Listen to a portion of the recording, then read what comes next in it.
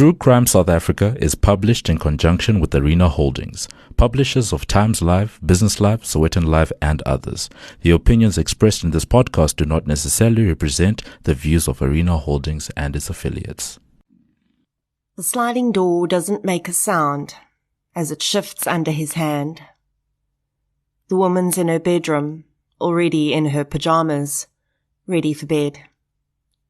Within seconds, he strikes.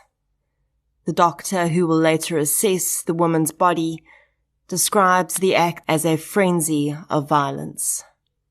As she's attacked, she makes eye contact, sees his face, and it's a face she knows.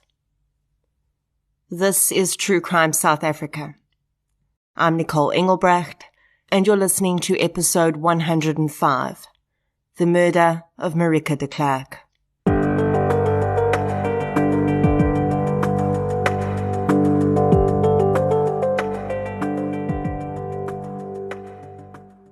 It's my monthly tip on what to watch on CBS Justice, the home of true crime on TV, and next week sees the return of Coastal Killers for a fifth gripping season.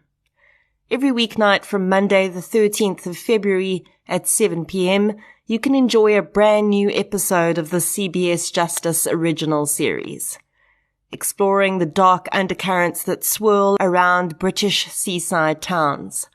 Tune in to Coastal Killers on DSTV channel 170 all next week. And a huge thank you from me to CBS Justice for sponsoring this episode of True Crime South Africa. Before we get into today's episode, I'd like to thank those listeners who've supported the show through Patreon or PayPal recently. A huge thank you goes out to Nikki, Sanette Pretorius, Vanessa Mouton, Sonia Forster, Janelle Olivier, Jennifer Johnston, Caitlin Else, Yolandi Safontein, Anka C., Lynn Grobelaar, and Casey Maria Prabilski for your support on Patreon, as well as Janelle von Sittert and Len Mommen for your support on PayPal. If you'd like to get an exclusive episode every month, as well as an ad-free version of every week's episode, check out the link to Patreon in the show notes and sign up for a minimum of $1, which is about the same price as a loaf of bread right now. You can also support the show by supporting our sponsors, including King Online and Wallpaper Online, by using the code TCSA10 or True Crime, respectively, when purchasing on their websites, and you'll get a 10% discount too. Or you can support me as an individual creator by purchasing my book Samurai Sword Murder, the Mornay Harmsa story, in hard copy, ebook, or audiobook formats, as well as the audiobook I narrated for Jana Marks of the Krugersdorp cult murders. Non-financial support is just as valuable, so please share and invite your friends to listen. This episode is quite an odd one for me, because the complex where the crime took place is less than a kilometer from where I live. I've actually been inside this complex. I've stood on one of the balconies of the apartments. I've looked out at the same view that the victim in this case apparently couldn't part with when she was choosing between staying in Bloubergstrand and moving back to Pretoria to be closer to her children. Those physical connections with the case always make you look at things just slightly differently, even if it's just having been in the same location. This case had no shortage of media attention when it happened.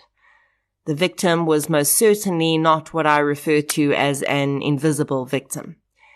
In fact, her entire adult life, she'd been anything but invisible.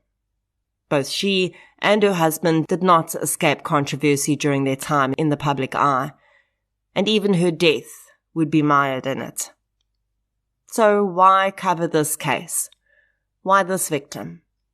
Well, because I think as I was looking at this case, I started to wonder if all the publicity had ever really been about the victim as a person. Or was it just about her public persona?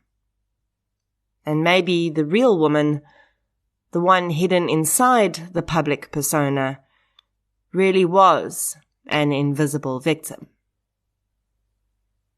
In researching this case, I used an episode of Huisgenoot Ware Lewensdramas, a copy of the judgment, and several media articles. So let's get into episode 105, The Murder of Marike de Klerk. The following episode may contain sensitive material, including descriptions of violence, sexual assault, or graphic descriptions of injuries to victims. If you feel you may be triggered by such material, please consider this before accessing our content. To access trauma counseling or services, please see the helpline information on our show notes. Marike Willemse was born on the 29th of March 1937 in Pretoria. Her father was an academic and a writer. He was a professor of psychology and social pathology at the University of Pretoria. Marike's parents divorced when she was 4 years old, and her childhood consisted of 6 months spent with her father and the next 6 months spent with her mother. It was perhaps this disrupted upbringing that would instill in her a deep desire to have something completely different as an adult. It also meant that she became quite shy and withdrawn as a child and used books and reading as an escape.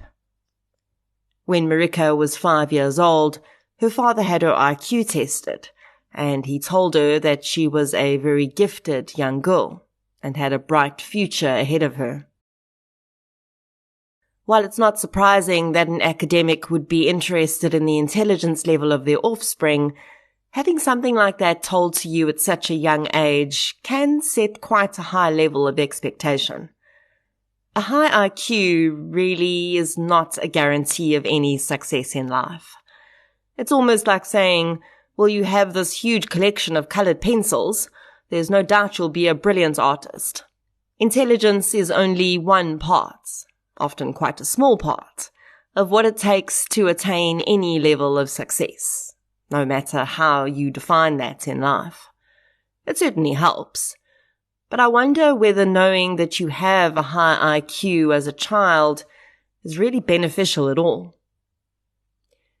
Marike did go on to achieve very well academically.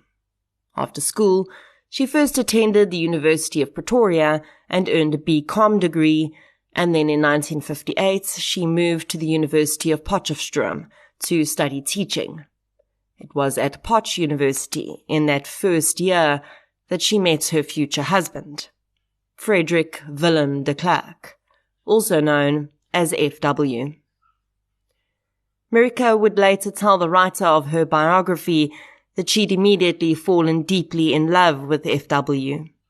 He was charming, intelligent, and she was completely enamored with him. She also says that she was warned when she first started dating FW that he would break her heart. She hadn't believed it was possible, she said, but despite this warning, when FW proposed to her, she immediately agreed, and on the 11th of April 1959, they were married. In the years after the de Klerks married, they would adopt 3 children, 2 boys, Jan and Willem, and a girl, Susanne. Those looking on from the outside of the de Klerk family said that they appeared to be the happiest of families. FW was soon working his way up the political ladder within the National Party, and Marike, seemingly wanting to forge her own political career at one point, was also a party member. It's quite important to point out how FW's political career would impact South Africa, and then, in turn, how it seemed to impact his marriage, because both of these aspects play into Marike's life, and some of the allegations around her death. The National Party implemented the system of apartheid in South Africa. From its inception in 1914, it developed a system of racial segregation which would scar South Africa and the majority of its citizens. In the 70s and 80s, though, the NP would come under domestic and international pressure to reverse some of the deeply inhumane policies it had implemented. These included pass laws, legal prohibitions on interracial relationships, the banning of all non-white parties, including the ANC, and the Group Areas Act, which had forced non-white South Africans out of their homes and into areas designated by the government. F.W. de Klerk was no fool, and as he campaigned to take over leadership of the National Party from P.W. Botha, he knew very well that the deeply Afrikaner nationalistic views and blatantly racist and inhumane policies the party had stood for up until that point were no longer going to fly. There is divided opinion about whether FW really frowned upon the existing policies of the NP, or if he simply knew what the majority wanted and understood that he had to provide that in order to gain leadership of the party. We'll never really know which one of those is true, and for our purposes, it doesn't really matter. But I know that there are different viewpoints on de Klerk's role in South Africa's history, and the victim in the case I'm discussing is his wife, and she too was a party member and stuck with him throughout his political career. So, in turn, it speaks to her experience at the time and afterwards too. While FW was gearing up for his campaign, Marike became unwell, and a visit to the doctor would provide a devastating diagnosis. She had breast cancer. In 1986, Marike underwent chemotherapy and surgery, and she was able to gain remission status within a year of her diagnosis. Although her own political career never really took off, Marike did work in many different charity organizations. She wrote a book on the history of the Grooteskuur state and made a name for herself as a philanthropist who pushed for better education facilities for children in rural areas, and having grown up on a farm herself, held a keen interest in uplifting women living far from resources.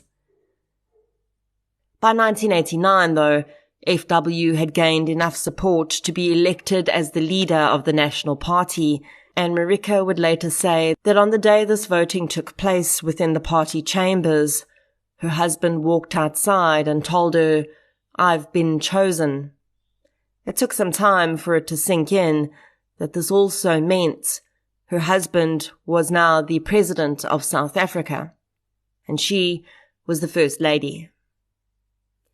According to her biographer, Marike was not pleased at all that she would have to move from her home into the presidential quarters, and I wonder if this wasn't a remnant of her unstable childhood. She would, of course, have no choice, though, as her desires were now secondary to what was best for her husband's career. One of FW's first acts of his presidency was to unban the African National Congress. When this happened, Nelson Mandela, who'd been in prison for 27 years, was released.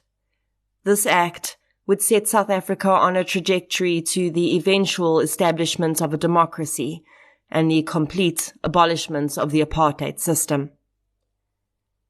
For the de Klerks, this became a time of personal turmoil. Marike knew very well that there was a shift ahead which would impact the country she lived in, the party they'd been a part of for so long, and her husband's career trajectory. And all of these changes would have a deep and lasting impact on their personal lives. What Marike did not know was that in the same year that Nelson Mandela was released, something else had changed in her life. The de Klerks had been friends with Tony Georgiades and his wife Elita for many years. The Greek shipping tycoon had apparently helped to fund FW's campaign, and the two couples had gone on several holidays together. On one of those holidays, FW and Elita had started an extramarital affair. Marike and, it seems, Tony too, were none the wiser, and the relationship continued in secret for many years. Marike would later say, though, that on reflection, she could see how her husband was pulling away from her. In 1993, F.W. de Klerk and Nelson Mandela both received the Nobel Peace Prize for the peaceful termination of apartheid. Marike de Klerk found out that her husband was receiving the award on the night he received it. She later said that she should have acknowledged at that moment that something was deeply wrong in her marriage. Up until that point, she'd felt as though they shared everything. They made decisions together, and F.W. had always shared his achievements with her. That prize, though, would be just the beginning of her husband pulling away. In 1994, South Africa held its first democratic election, and the African National Congress, with Nelson Mandela at its helm, became the ruling party in the country. The deal brokered with the National Party was that there would be a period of handover during which FW would serve as deputy president, and the NP and ANC would effectively work as a coalition. The de Klerks moved out of the presidential residence to make way for the new presidential family, Nelson Mandela and his wife Winnie, and Marike and FW moved to another official residence for the rest of FW's term. Once again, Marike's life was in turmoil. She was moving around and the world around her was shifting and changing, and with each shift, she felt her husband moving further and further away. In 1997, FW stepped down from his role as deputy president.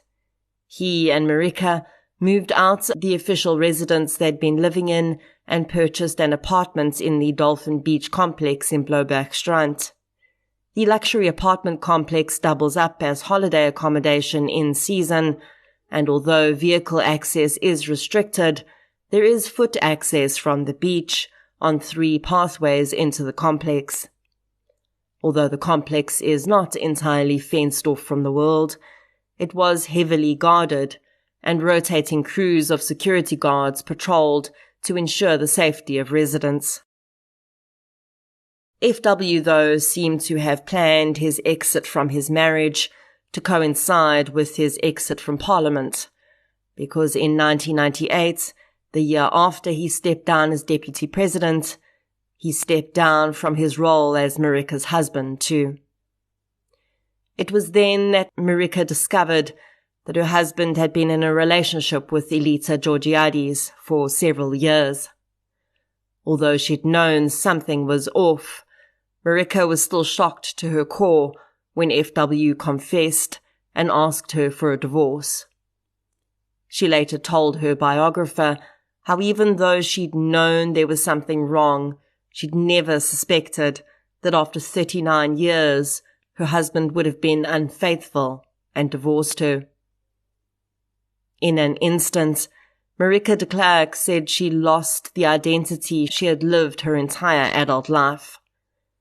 She described how, as FW had stood with his bags packed, leaving the Dolphin Beach apartment, she'd embraced him and told him that if he would change his mind, she would forgive him 70,000 times over.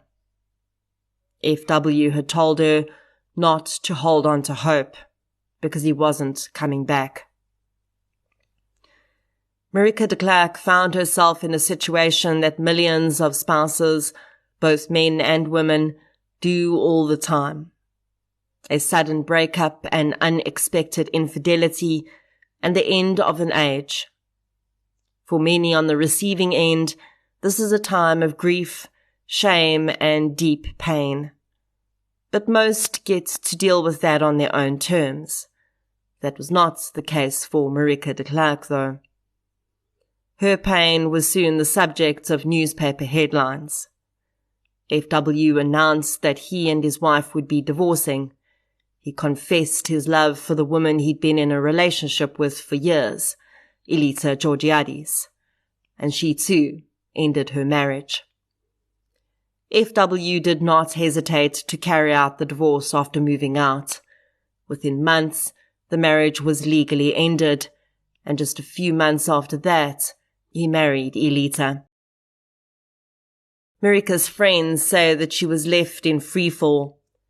She'd slumped into a deep depression, telling people she felt like everything she had lived for had been ripped away from her, and she really had no reason to live.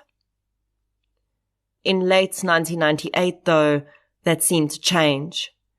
Marike met Johan Kokomur, a successful businessman, and the pair were soon in a serious relationship, and then engaged. But the relationship troubles were not over for Marike. Within days of her engagement to Kokomur being splashed across the headlines, allegations started to surface against the man. The allegations were shameful and very much close to criminal. Some accused him of what essentially amounted to fraud. Kokomur retreated to a psychiatric clinic. He broke off the engagement with Marike. She told him that she would stand by him and help him to get back on track, but Kokomur told her it would be better if he walked the road on his own. He didn't want to drag her into his problems. Once again, Marike was dealing with the pain of the loss of a relationship. She struggled with depression and started seeing a therapist. There was quite a lot she needed to work through, she realized, going as far back as her childhood. Slowly, she began to rebuild her life. She published a memoir called Marike, A Journey Through Summer and Winter, in which she explored her life and her marriage to FW. She agreed with her ex-husband that she would allow him to read the manuscript before it was published. He removed a full chapter that revealed things about their marriage he didn't want made public. He was not happy with the rest either, apparently, but it was published all the same. In early 2000, Marike was once again in a difficult period. She had fallen ill and her doctors suspected that her cancer may have returned. After a week of tense waiting, it was finally confirmed that she did not have cancer. Marike was extremely relieved. She told friends that she felt like she'd been given a second chance at life. This close call with the possibility of a deadly disease had reminded her how much she had to live for, and she began to embrace life wholeheartedly. For a while, Marike considered moving to Pretoria. She owned an apartment there that she'd kept in the divorce, and her daughter, Susanne, had recently given birth to her first grandchild. She thought it would be great to spend more time with the little one, and maybe get away from the shared memories that still lurked in the Dolphin Beach apartment.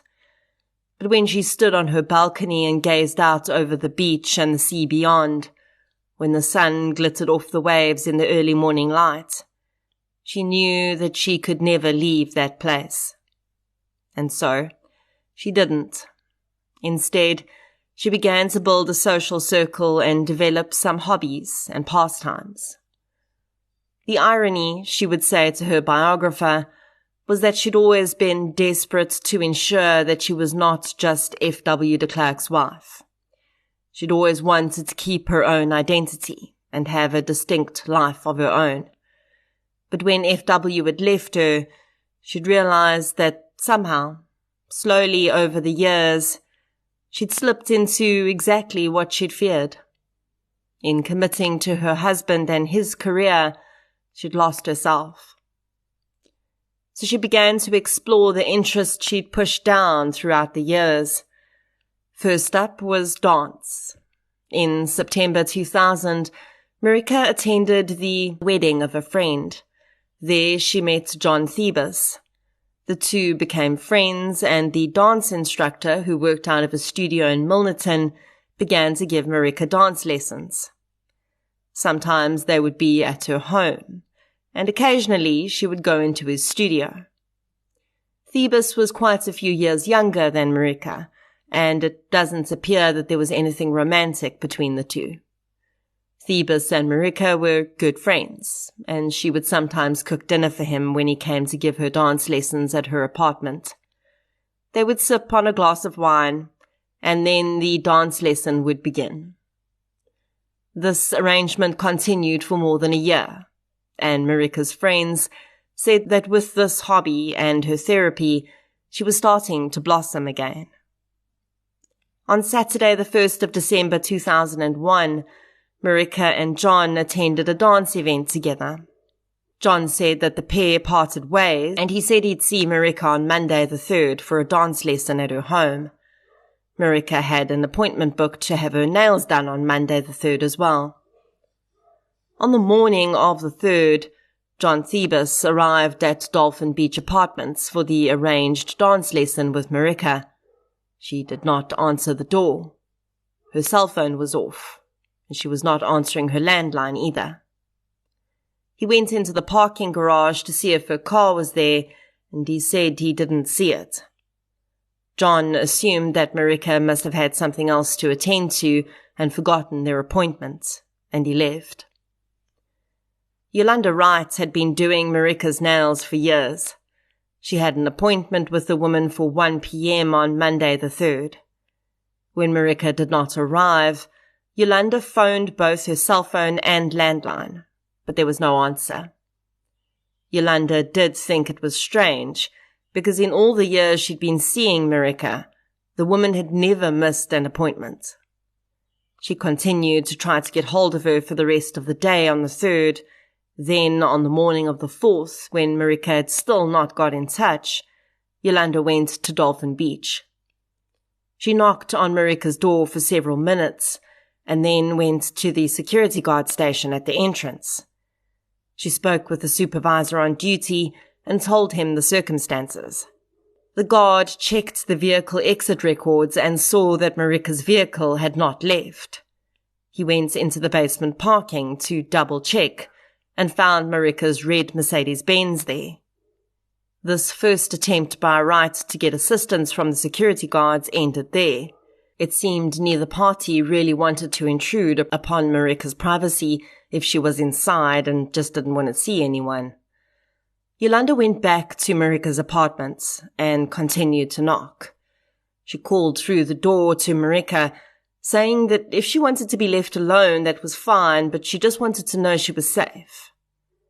She went back to the security guards, and one accompanied her back to Marike's apartment. The front door was locked, and the guard said that the only other way in was through her balcony.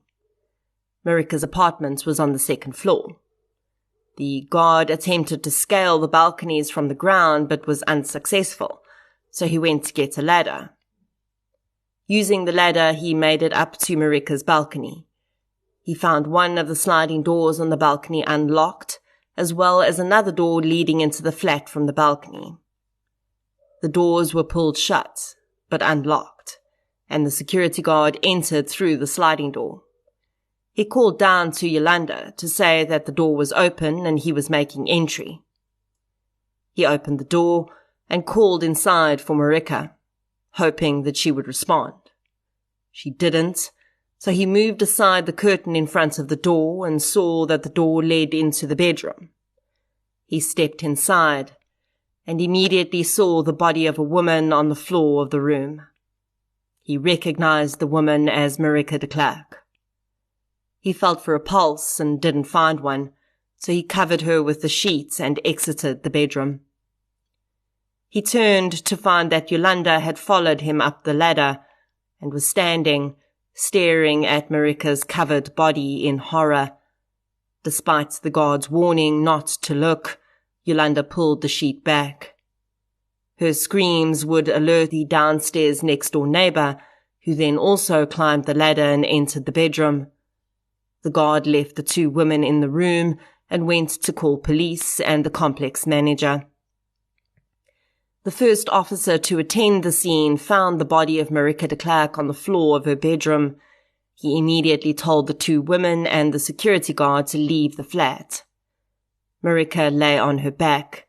Her arms were spread out, and her head was turned to the left. Her legs were folded underneath her body. She was wearing pink pajamas. Several more police officers would arrive, including the highly experienced detective Mike Barkhazen from the Serious and Violent Crimes Unit, who would become the investigating officer in this case. In the interim, paramedics had arrived and officially declared Marike deceased. Forensic pathologist Professor Knobel was called to the scene. He did an initial assessment on Marike's body and found that she'd been severely assaulted. Bruises around her neck indicated she may have been strangled. Knobel noticed that Marike's pajama pants were sitting strangely on her body, and he called the first responder to ask whether this was how he'd found her body. The officer said it was not. When he'd arrived at the scene, he said Marike's pajama pants were slightly pulled down. For the next few minutes, each person who'd been on the scene was questioned to discover who had pulled up her pants, and it emerged that the paramedic who declared her dead had done this. The young man had done so without thinking, an act of respect in his mind. But the experienced Knobel was enraged and instructed the paramedic that in such cases he should never change anything about the presentation of the body if the person is already deceased and he does not actually need to work on the victim. Knobel continued with his examination and took several swabs and specimens from the body. After a visual examination of Marike's genitals, Knobel told the officer on the scene that he believed she may have been sexually assaulted. His full autopsy would provide better clarification. Marike's body was then removed from the scene. Her daughter Susanne had received the devastating call from the neighbor who'd entered the flat.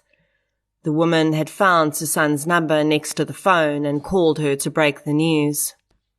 In the very early hours after the news of Marike de Klerk's death broke, speculation was rife. Considering all the difficulties she dealt with in the years preceding her death, and her own acknowledgement that she dealt with depression and been seeing a therapist, many assumed she'd taken her own life. That theory did not last very long, though. Not only did her closest friends and children know that she'd moved beyond the deepest stage of her depression, they also knew that she felt like she'd dodged a bullet with the recent cancer scare, and she felt as though she'd had a second chance at life. Marike's ex-husband was overseas when he received the news. By this time, the police spokesperson had announced that Marike's death was not suicide, and that she had indeed been murdered. They also announced that they were looking for someone close to her as a suspect. This piece of information caused huge sensation, and the theories flew thick and fast. Marike's political connections were included in these theories, with some saying she was killed to silence her.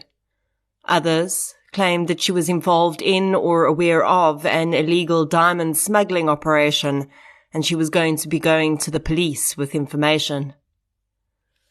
The claim that police were looking for someone known to Marike as a suspect came from the understanding that no forced entry had been made into the home. Marike's front door was locked, but the balcony sliding door was unlocked. There were two theories. Either the perpetrator had been let in the front door by Marike, and then, after killing her, had decided to exit through the back door, perhaps to avoid anyone seeing them, or they'd entered through the balcony. The latter theory was iffy, though. Everyone that knew Marike said she was very security conscious, and it was unlikely she'd leave her doors unlocked.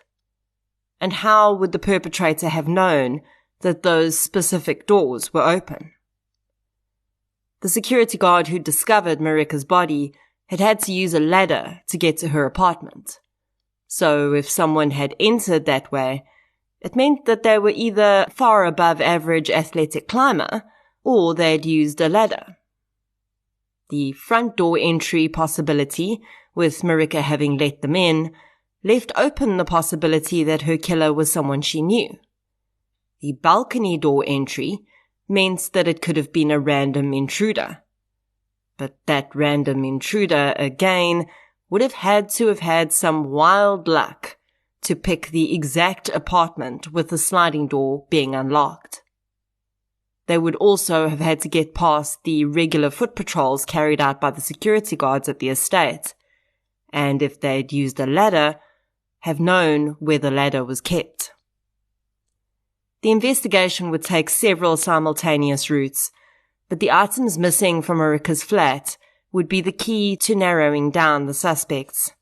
Her cell phone was missing, and although her purse was still there, it was empty. This, of course, was still during a time when many people still carried cash, and Marike was known to always have some cash on her. The cell phone, though, would be the key. This case also happened during a time when, although cell phones were common, people didn't really understand the technology the way they do today, and particularly criminals didn't always understand how the police could use cell phones to nail them. Thankfully, this would be exactly the case with Marike's killer. Detective Mike Barkhuizen applied for a Section 205 in order to gain access to Marike's cell phone records from MTN, and he hits pay dirt. On the evening of the 2nd of December, 15 minutes before midnight, Marike's SIM card was taken out of her phone. It was replaced with another SIM card, and several calls had been made, which were triangulated to the Dolphin Beach estate. With the RICA Act not yet in force in 2001, it wasn't as easy to trace a pay-as-you-go number. So although Barkhuizen knew what number corresponded with the SIM card that had been placed in the phone, he couldn't easily identify who had purchased the SIM card. But there had been enough calls made from that phone while the perpetrator was in Marike's apartment, and thereafter, that by phoning those numbers and speaking with the people on the other end, he was able to identify a common person who all the call recipients said had called them from the number in question. Simultaneously, Barkhuizen had begun to suspect that, considering the relatively strict security protocols at Dolphin Beach, it was possible that the intruder was someone who knew the estate well. He therefore called the security manager to ask if any of his security guards had called in sick on the 3rd of December. The man checked and said that one had indeed done so. 21-year-old Luyanda Boniswa had been on duty until 5 p.m. on the 2nd of December. He had then called in sick on the 3rd. Barkhuizen now knew that he had his man, because that was the very same name he'd been given by the call recipients he'd contacted. Luyanda Boniswa had remained on sick leave until the 5th of December when he reported for duty. When he arrived, his supervisor told him about what had happened and said that he would likely be questioned. Luyanda seemed unperturbed and said he was fine with that. Later that afternoon, the security supervisor received a phone call from police. They asked if Luyanda was at work, and he said he was. Barkhuizen arrived shortly afterwards, located Luyanda in the meal room, and arrested him on suspicion of the murder of Marike de Klerk. Luyanda was taken back to the police station for questioning. His home, as well as the home of his girlfriend, was searched. The cell phone in his possession was taken into evidence, and the IMEI number inside the phone confirmed that it was the handset that had belonged to Marike. When police entered the home of Luyanda's girlfriend, the woman admitted that her boyfriend had been behaving strangely on the evening of the 2nd of December, and since then. She told them that he'd come home with some cash and other items she'd never seen before. One of these items was a gold watch. The watch in question had not yet come to anyone's attention as being missing from Marike's apartment, but it was taken into evidence, and Barkhuizen noticed that in a photograph of Marike that was printed on the front of that morning's newspaper, she was wearing the very same watch. It emerged that the item had been a gift from her ex-husband during their marriage and was worth close to 60,000 rand. Luyanda's girlfriend also told police that her 16-year-old brother might have more information about what had happened on the evening of the 2nd of December. Between admissions from the teenager and testimony from some of Luyanda's colleagues, a picture began to emerge about the sequence of events that night. Luyanda had left the Dolphin Beach complex when his shift ended that night, but he'd gone back. At 9 p.m. he'd organized a taxi and picked up his girlfriend's younger brother. He'd driven to a total garage near the Dolphin Beach estate and dropped the young man off, telling him he'd be back in a short while. CCTV from the garage confirmed the events of that part of the night. The next confirmed location of Luyanda is when he began making calls from Marike's apartment at midnight. One of the calls he made was to a colleague who was working in reception at the complex.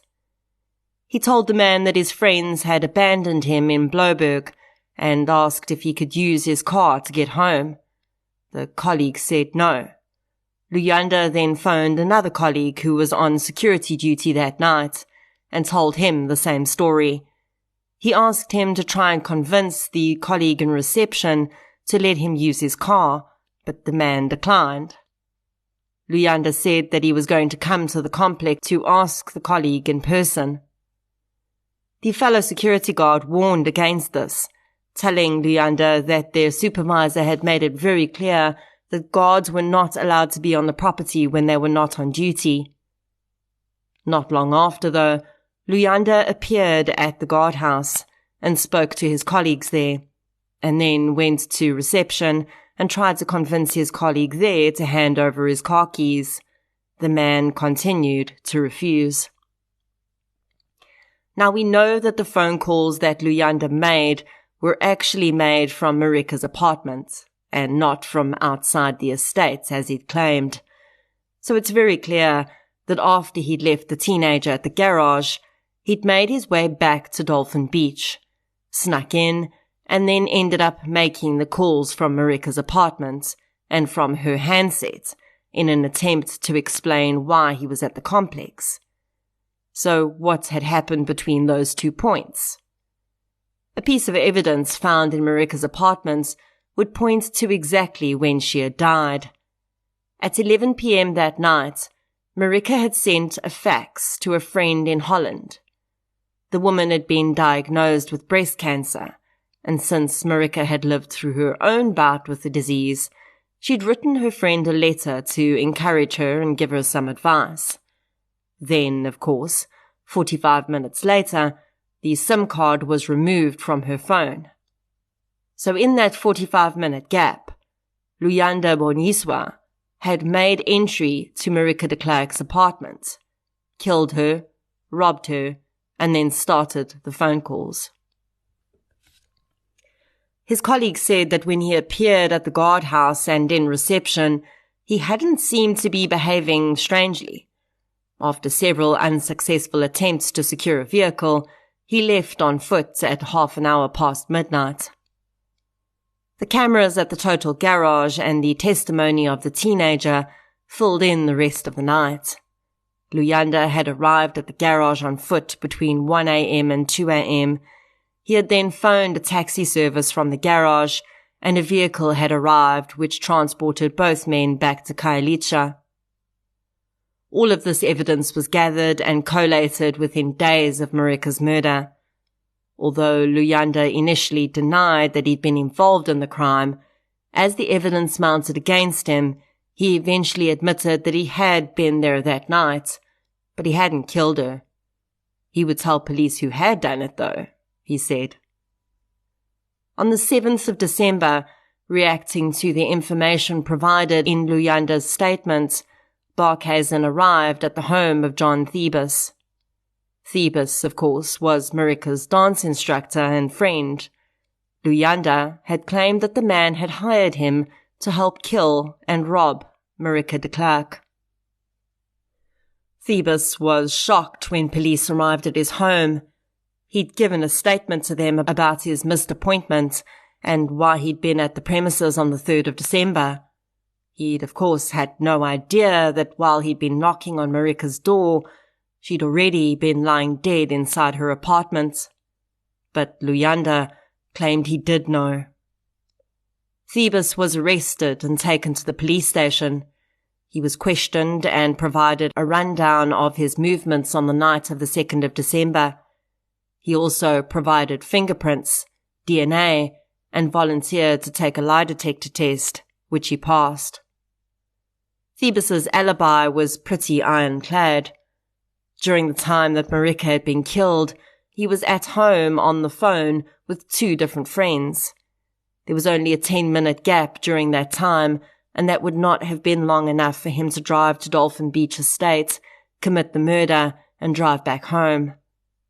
The calls were made from his landline, and both call recipients confirmed that it had been Thebus they'd spoken to that night on his landline. There was no way he could have committed the murder.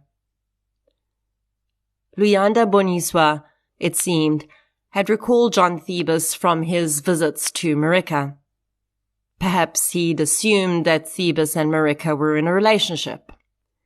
Thebus said he remembered Luyanda's face, but he'd never spoken to him any more than a greeting when he arrived and left the security office.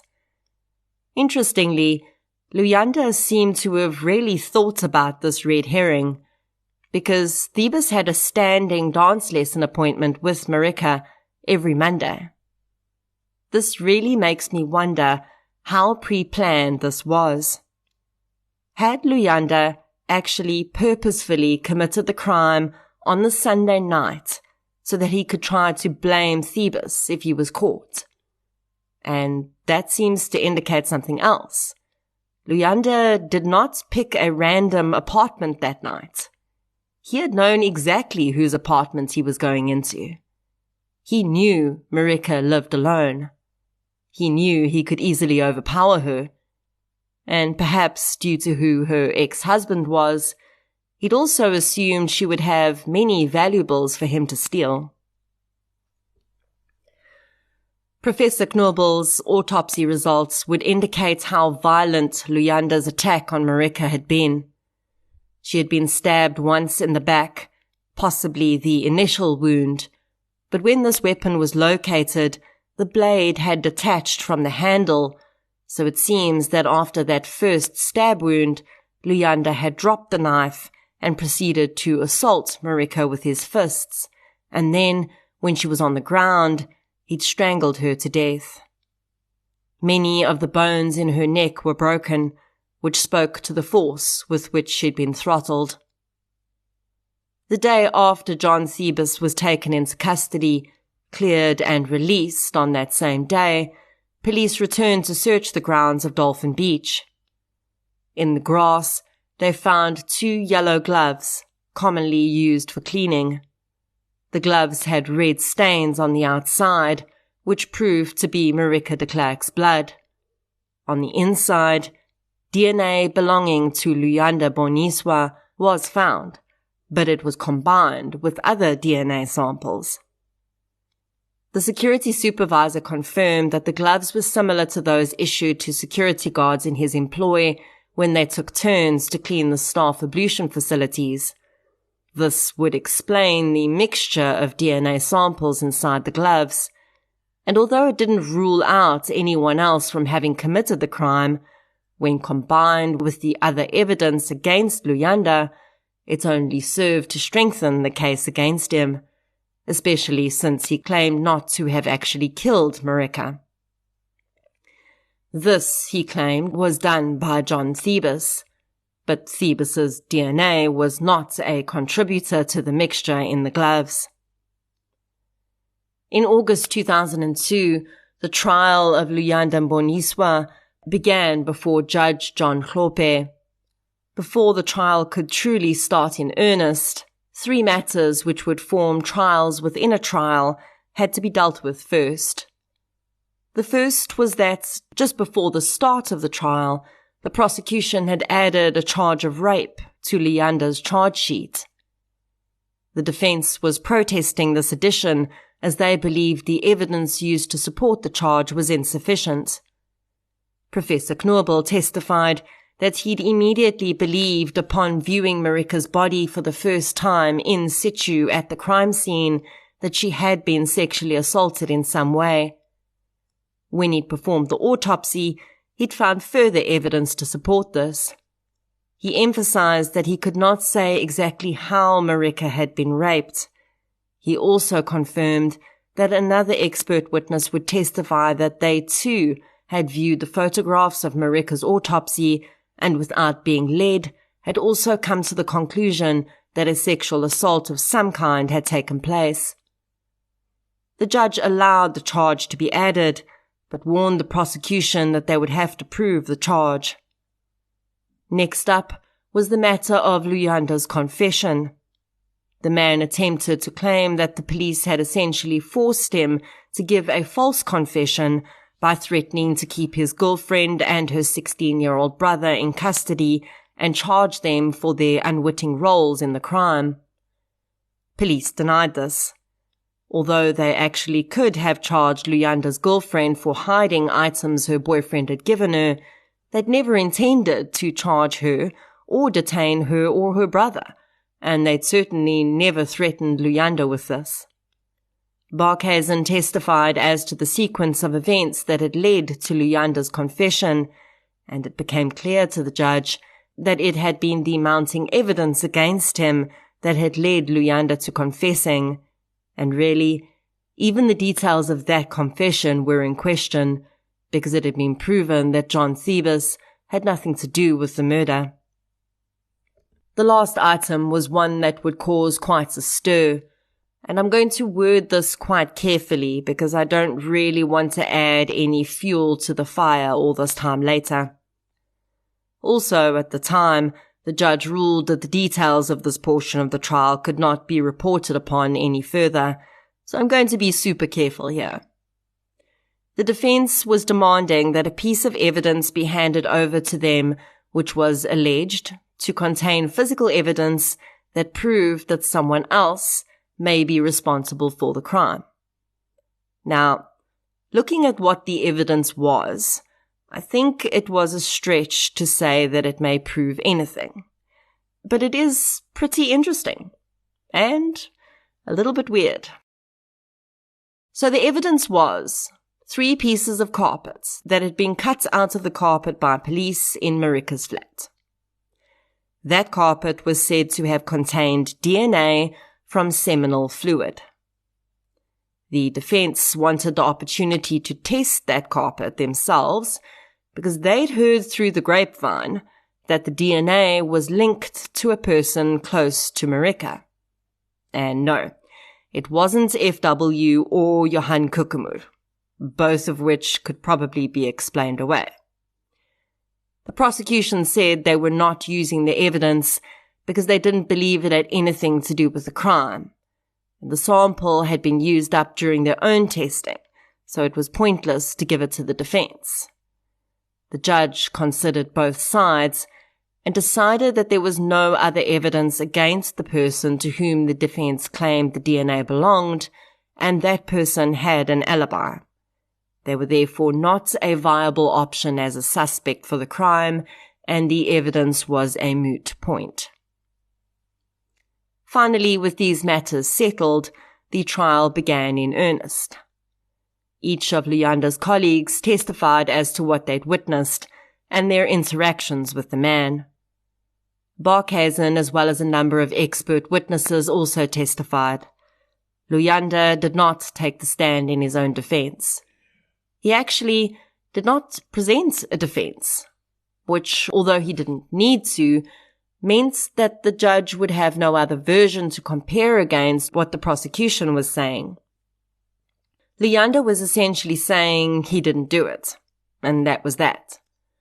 The only witness the defense presented was a DNA expert to testify about the DNA found inside the gloves, and that testimony didn't actually help his case at all. His DNA expert said that yes, there was a mix of different DNA samples inside the glove, but Luyanda's DNA was a major contributor to that mix. And yes, the blood on the outside of that same glove was Marike de Klerk's. The trial was huge headline news and drew a lot of attention, both locally and internationally. It went on for several months until in May 2003, more than 2 years after Marike had been found brutally murdered, the judge was ready to pass sentence. Luyanda Boniswa was found guilty on 3 of the 4 charges against him. He was found guilty of Marike's murder, housebreaking and robbery, but he was found not guilty on the rape charge, as the judge felt that there was insufficient evidence to prove this. On this, it's important to remember that in 2001, the legal definition of rape did not include penetration with a foreign object, anal penetration, digital penetration, or oral rape. Rape was essentially only legally considered as such if a woman's vagina was forcibly penetrated with a penis.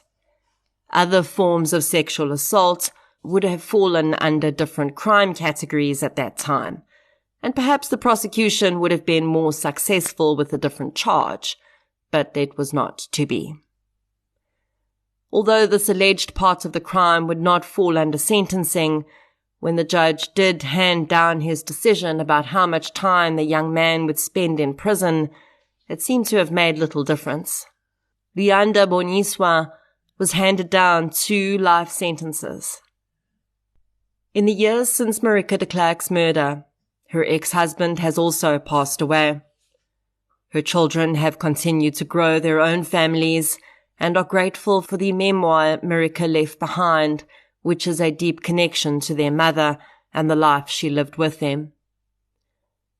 Luyanda Boniswa has seemingly given up attempting to claim innocence and seems to have had a rather easy ride in prison.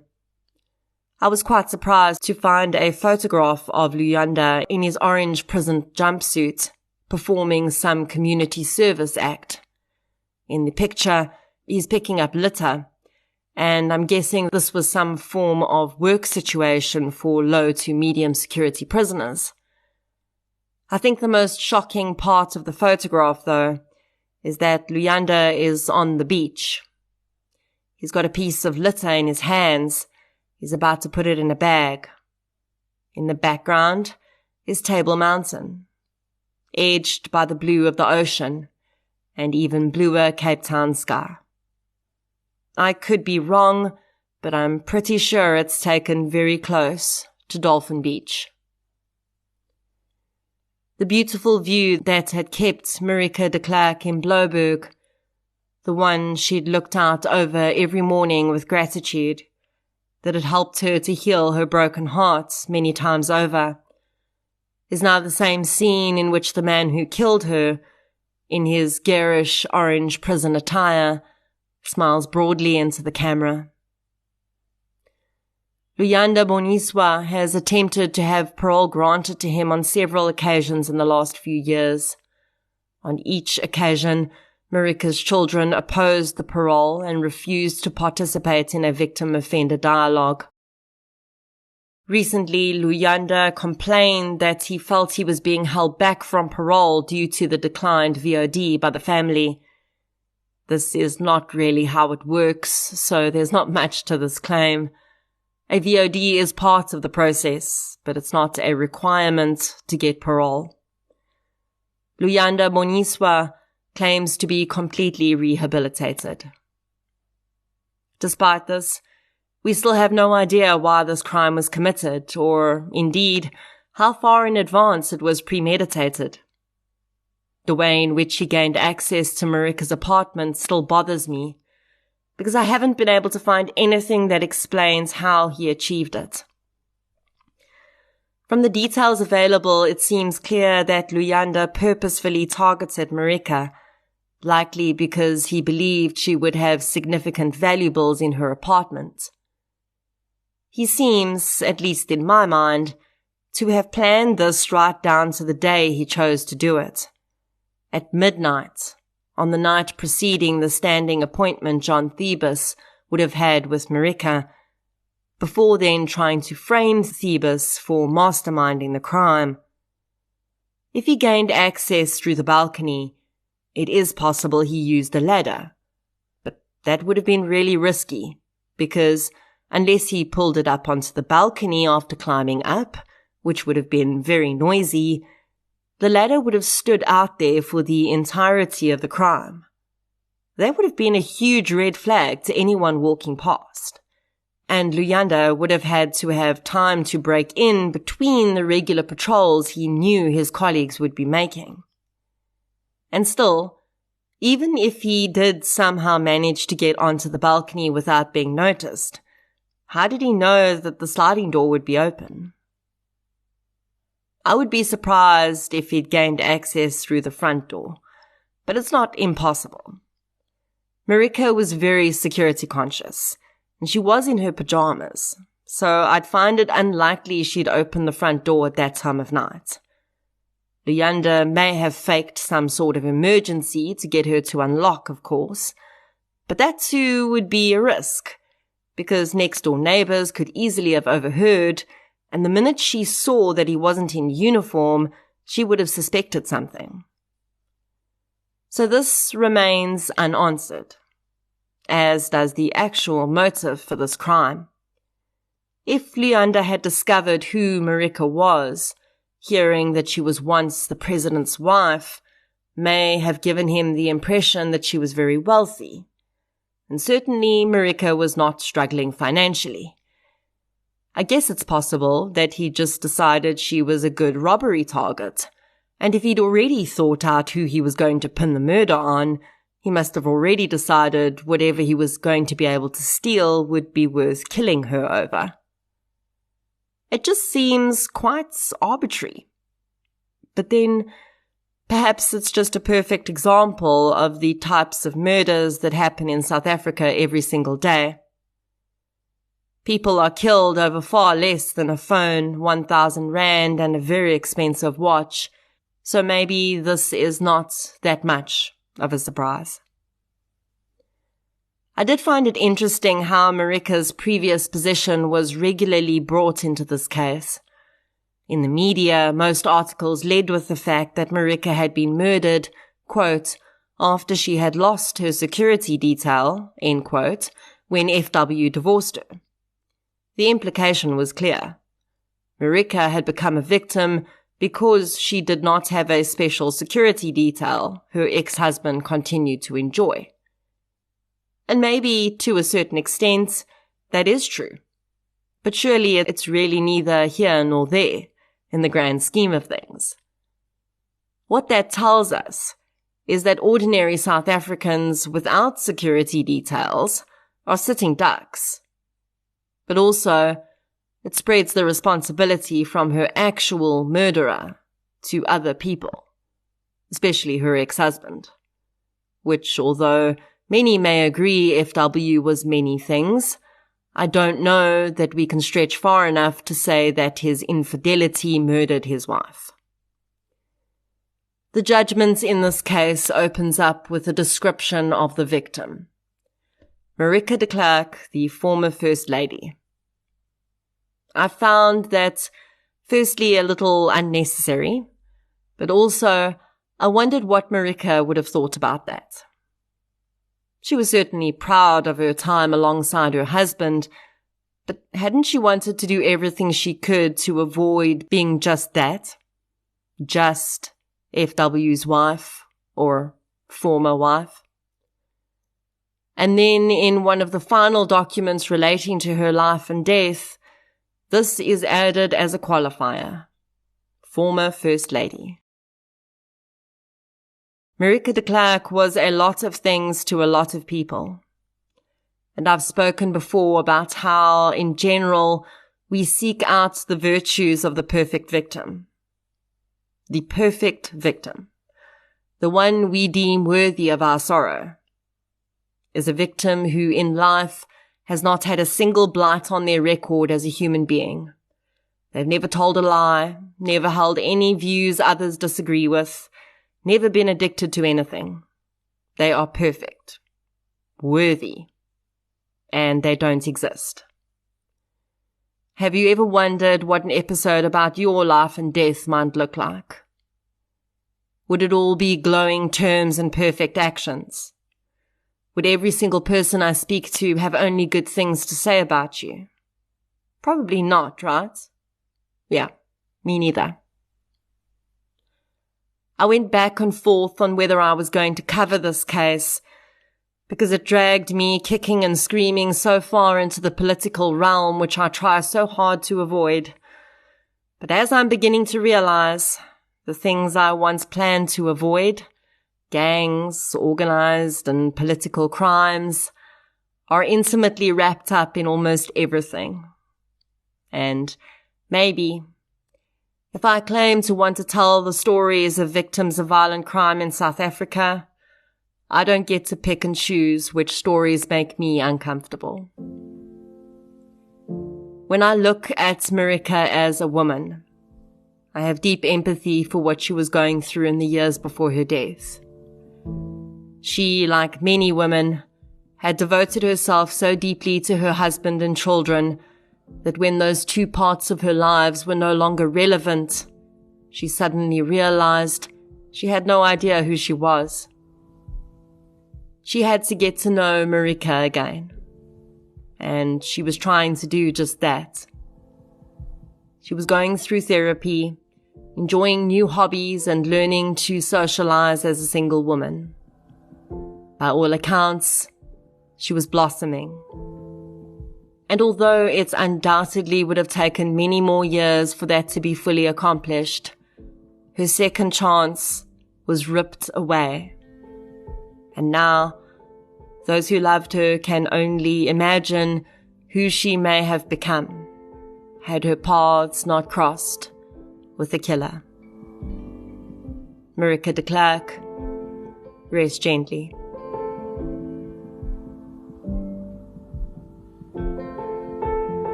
Thank you for listening to episode 105, The Murder of Marike de Klerk. If you'd like to hear more victim-focused true crime content, please subscribe to True Crime South Africa on Spotify or the platform you're using to listen right now. If you're looking for something still related to real-life stories, but often with a more positive slant, you can check out my new podcast series, I Lived Through This. You can follow both podcasts on social media. We're on Facebook, Twitter, and Instagram. I'll be back next week with another episode. Until then, thank you for your support, and I'll chat to you soon.